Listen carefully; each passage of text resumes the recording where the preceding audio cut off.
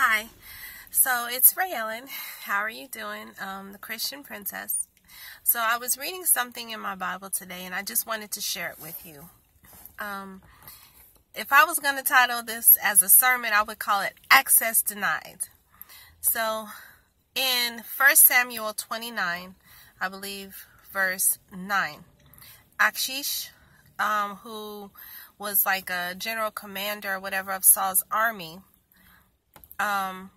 is, really an admirer of David, loves David, and really admires, his strength and his ability to fight and overcome and win, because they say, like, there's a slogan, Saul has killed thousands, but David has killed tens of thousands. And David's really renowned for being like a strong military strategist and fighter.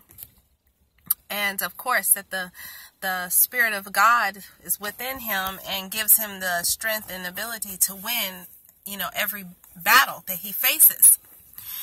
But in this one particular battle, they're going to fight the Philistines. And the Philistines are the same ones that were behind Goliath, that Goliath led, that David killed Goliath, the king of the Philistines, the big giant of the Philistines. He beat them.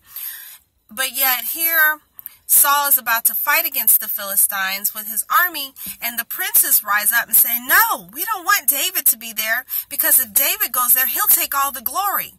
We can't let David go forward with us into this battle. He's got to stay behind.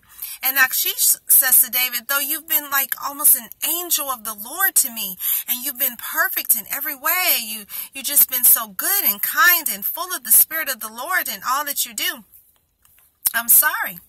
Access denied. You can't go forward. You have to stay behind. And so, in fact, not even stay behind. Go back to where you came from. I want you to go back home. And so David ended up going back to Ziklag, where his wives were, and in his homeland, where he was designated to be at, to live at. Because they traveled a lot, but that was the area, the territory that he was, temporarily really was his home. And so he couldn't go up and fight. And here's one of the most strongest warriors that has always won, but yet they said no. Well, guess what? Everyone ended up dead, including Saul and his sons. Saul died on his own sword, and it was just a tragedy. But this very thing is what caused David to become anointed to be king. Now, it was still a battle. It was still a struggle, because he had to fight the rest of the army to get his spot. But of course, he ended up becoming the king of Israel because he was already anointed to do so. So I don't know what you might be going through in your life, but I just wanted to encourage you, even if people reject you, even if they say access denied, no, go back to where you come from. We don't want you around us. Sometimes it's because they're afraid that you're going to take their glory, or you're going to take credit for those things because of your anointing. It's the anointing that you have within you that gives you success. And people get confused and they want to just subscribe it to you, but really it's God that gives you victory. And when those people reject you and say access denied and don't want you a part of that, it's them that lose out on the glory and the victory that God would have given if they had allowed you to be part of it, because with you goes the anointing.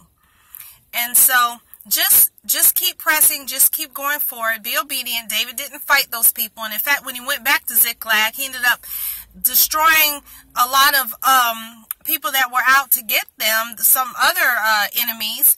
And he even thankfully was in order, because when he went back to Ziklag, he was able to save his wife and the other soldiers' wives. If he hadn't gone back when he did, even though it seemed in the natural that this is like horrible, he was disappointed. He really wanted to go forward. He had plans.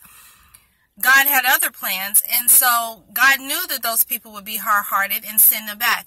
Thankfully, he did, and he was able to rescue Abigail, the prophetess, his wife, and his other wife, and save these people's families. And he also learned a great lesson in that. he learned a lesson in being able that even people that aren't part of the actual work, if they're a part of the team, they also deserve compensation.